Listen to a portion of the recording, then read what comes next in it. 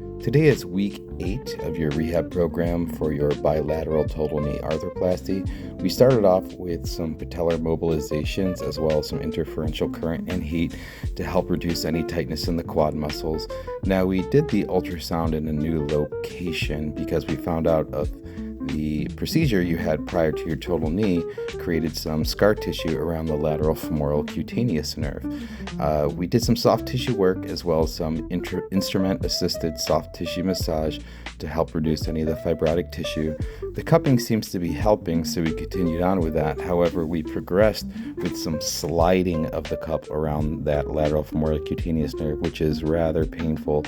So thanks for hanging in there with me. I know that's tough, but it seemed to help reduce some of that numbness and tingling. We continue to do some of the focused shockwave around that area, however, not this time around your knee, but more so around where the peripheral nerve entrapment is suspected. It seemed to help, so you got some improved mobility. Now we're working on your knee mobilizations as I grab the hamstring muscles to help reduce any of the spasm in the quad. So it's a good technique to help grab the semimembranosus, semitendinosus, and rectus femoris to help reduce any of the tightness while you're doing knee mobilizations. The Thomas stretch or quad stretch seemed to be going really well, so we added in a different technique, the PNF stretching or contract, relax, and it seemed to help improve the mobility greatly. So that's been a great success since starting your rehab program. So much more mobility. We're contracting and then relaxing right here to get that better range. So it's coming along. You have to activate the hamstrings, so we did so on the stability ball for the isometric contraction there.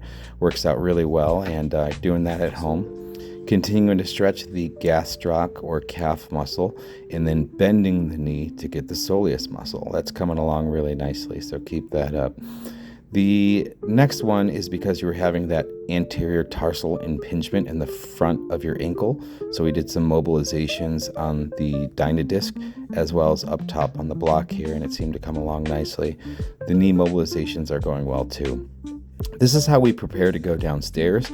I like to start off on a decline as to load the patella in a eccentric or negative fashion.